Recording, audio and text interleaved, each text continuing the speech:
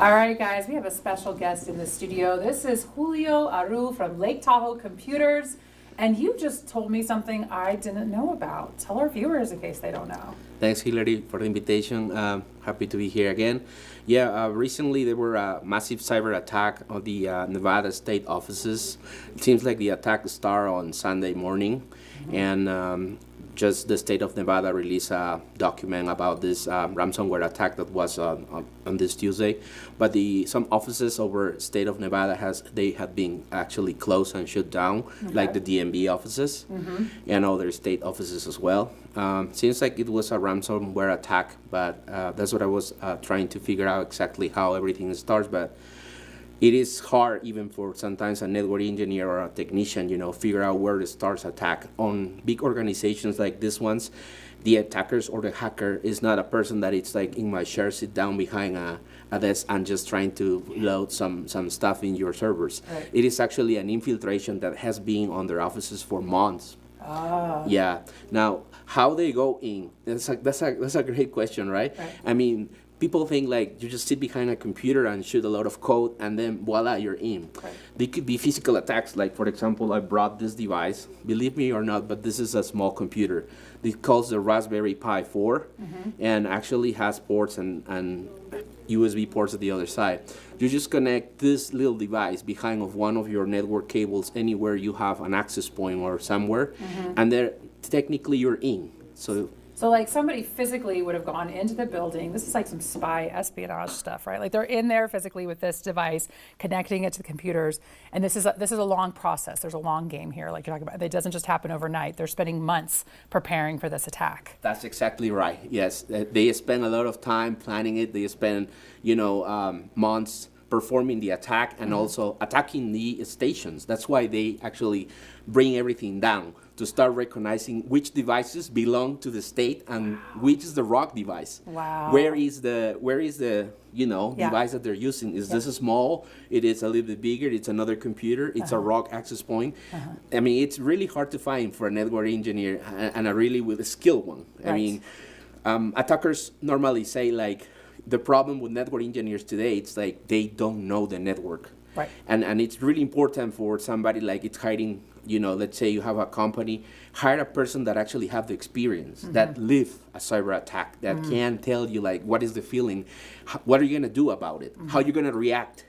Is your website down? Is your services down? Your merchant services are down? Your Wi-Fi is gonna be down? What are you gonna do? How are you gonna keep your business going? So that's the important part, at least on corporate or businesses. Now, tell us what you can offer the public as far as protecting them from cyber attacks, because you don't have to be a giant organization or corporation to be attacked, right? Even individuals, they're losing their identity, they're having identity theft. So what kind of services do you offer to protect people from these kind of things? That's correct. For individuals, we actually offer, we always advise to have your devices updated. If you have Windows or Mac, have your devices patched or updated.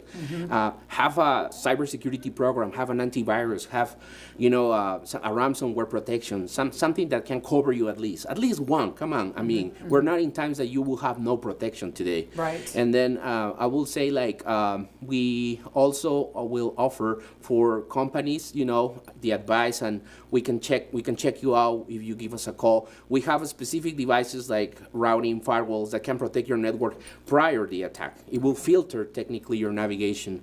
I feel that's the most important part. As people sometimes think like, well, you're gonna install the Wi-Fi, you're gonna put some equipment in here, but no, we actually do a job behind, which is the core that protects your business. Right. Yes. Right.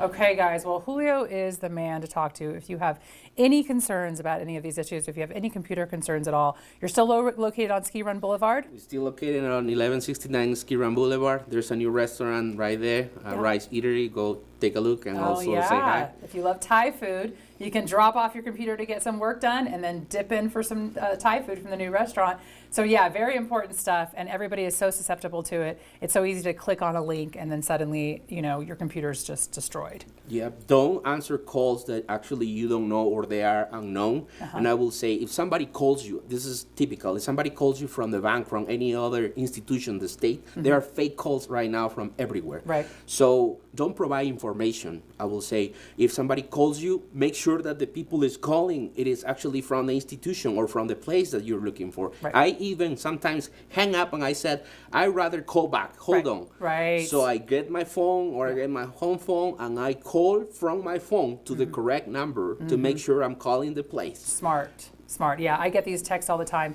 telling me to log into my crypto accounts because there's been, and they're like a local phone number or a 916 number. And it's Those not, are the worst ones. Don't click on those messages. yeah, we got to wrap this up. I could talk about this all day, but thank you so much for coming in. Thank you. A huge story breaking in Nevada, guys. We're going to have more information about it on the Tonight Show. So tune in at 6, 8, and 11 p.m. Thank you, Julio. Thank you.